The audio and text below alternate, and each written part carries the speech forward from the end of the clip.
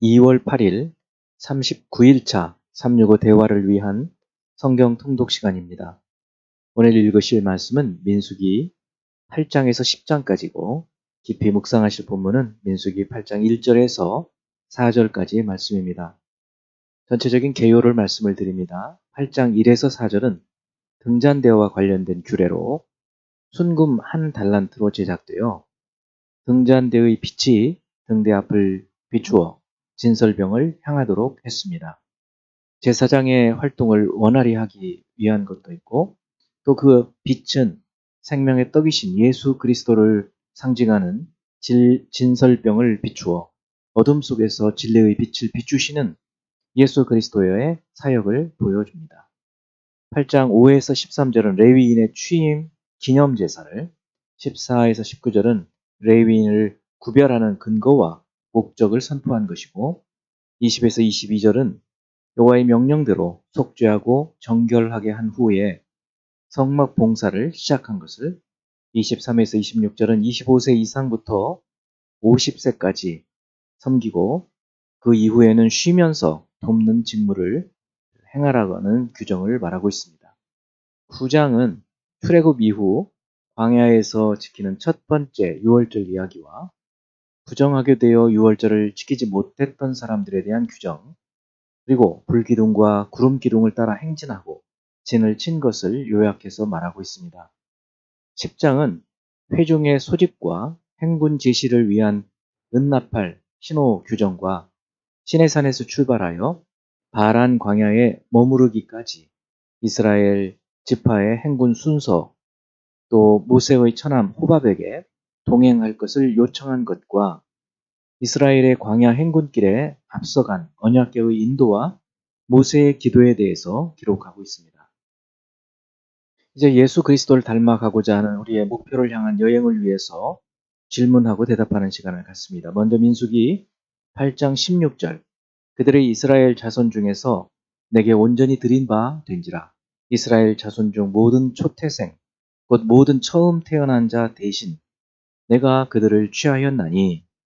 레위인은 이스라엘 자손 중 모든 처음 태어난 자를 대신하여 회막에서 봉사하는 역할을 합니다. 여기에 어떤 의미가 있을까요? 민수기 8장 17절을 보면 이스라엘 자손 중에 처음 태어난 것은 사람이든지 짐승이든지 다 내게 속하였음은 내가 애굽 땅에서 모든 처음 태어난 자를 치던 날에 그들을 내게 구별하였습니다. 이 말씀을 통해서 이스라엘의 장자 대신해서 레위인을 하나님께 구별하여 드리게 하고 또 그들이 하나님을 섬기게 했다는 말씀입니다. 그리고 이것의 의미는 사실 이스라엘 모든 사람들 대신에 장자를 드린 것인데 장자를 드려서 모든 이스라엘이 하나님을 섬기는 그런 의미가 담겨 있는 것입니다. 두 번째, 민수기 9장 8절, 모세가 그들에게 이르되 기다리라. 여호와께서 너희에게 대하여 어떻게 명령하시는지 내가 들으리라. 이 모세의 자세에서 우리는 무엇을 배울 수 있을까요? 모세가 지금 첫 번째 유월절을 광야에서 시행했는데 그때 여러 가지 이유로 유월절을 지키지 못한 사람들에 대해서 하나님께 묻는 부분입니다. 이 부분에서 우리가 생각할 수 있는 것은 아무리 급하고 중요한 일이 있다 하더라도 그 일에 대한 하나님의 뜻을 명확히 알기 어려울 때에는 그 일에 대한 하나님의 뜻을 찾고 구하여 말씀 속에서 성령의 풀어주심으로 하나님의 뜻을 분별하고 찾은 후에 순종해야 한다는 것을 보여주는 것입니다. 세 번째, 민수기 9장 15절, 성막을 세운 날에 구름이 성막 곧 증거의 성막을 덮었고 저녁이 되면 성막 위에 불 모양 같은 것이 나타나서 아침까지 이르렀으되. 성막을 덮은 구름과 불이 상징하는 것은 무엇일까요? 성막을 덮은 구름과 불은 하나님의 임재하심과 동행하심을 보여주는 초자연적인 현상입니다. 그리고 이스라엘은 이 하나님의 이끄심에 순종했습니다.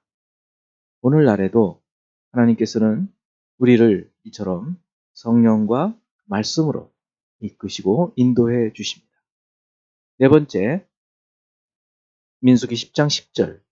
시내산을 출발하는 행진을 하기 전에 나는 너희 하나님 여호와니라는 말씀을 다시 언급하시는 이유가 무엇일까요?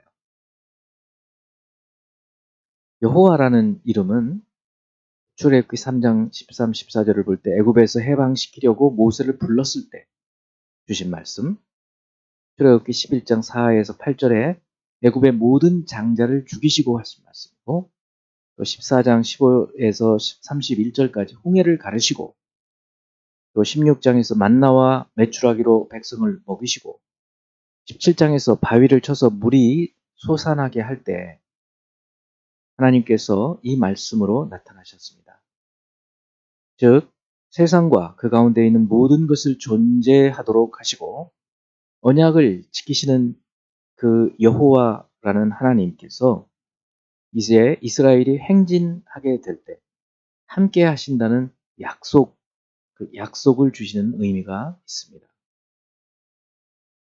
다섯 번째, 민수기 10장 31, 32절 말씀. 모세가 이르되 청하건대 우리를 떠나지 마소서. 당신은 우리가 광야에서 어떻게 진칠지를 아나니 우리의 눈이 되리이다. 우리와 동행하면 여호와께서 우리에게 복을 내리신 대로 우리도 당신에게 행하리이다. 모세가 지금 이스라엘과 동행하기를 요청하는 이 사람은 모세의 장인일까요? 아니면 장인의 아들, 처남일까요? 또 이들은 이 모세의 이 요청에 어떻게 반응합니까? 네, 사사기를 보면 장인이라고 말이 나와 있는데요. 히브리어의 장인의 뜻에는 장인의 아들이라는 뜻도 있어서 결론적으로 호밥은 모세의 처남으로 생각되고 또 결국 이 호밥은 이스라엘 백성과 동행하여서 가나안 땅에 정착한 것으로 보입니다. 이제 한 구절의 말씀을 묵상하며 교훈으로 삼고 기도하는 시간을 갖습니다. 곧 그들이 여호와의 명령을 따라 진을 치며 여호와의 명령을 따라 행진하고 또 모세를 통하여 이르신 여호와의 명령을 따라 여호와의 직임을 지켰더라. 민수기 9장 23절 말씀이죠. 광야의 이스라엘 백성들이 하나님 말씀에 거역한 적도 많이 있었지만 이들이 이렇게 하나님의 말씀 명령을 따라서 행진하고 갔던 것을 우리는 볼 수 있습니다. 이와 같이 저희들도 하나님 말씀을 온전하게 따르지는 못한다 하더라도 하나님의 말씀을 따라서 살아가고 행할 때 주님은 이와 같이 우리에게 위로의 말씀 또 격려의 말씀을 주시는 것을 깨달을 수 있습니다. 이제 기도하는 시간 갖습니다. 살아계신 하나님 아버지, 주께서 주님의 말씀과 또 구름 기둥과 불 기둥의 인도하심으로 성령의 강권하심으로 우리를 촉구하시고 인도하실 때 그 말씀을 따라 순종하며 말씀을 따라 살아갈 때 아버지 하나님의 약속하신 그 땅에 하나님의 나라에 우리를 인도하실 것을 확신합니다. 이제 오늘 이 말씀을 따라갔던 이스라엘처럼 저희들도 주의 말씀을 따라 행하게 하여 주옵소서. 예수 그리스도 이름으로 기도합니다. 아멘.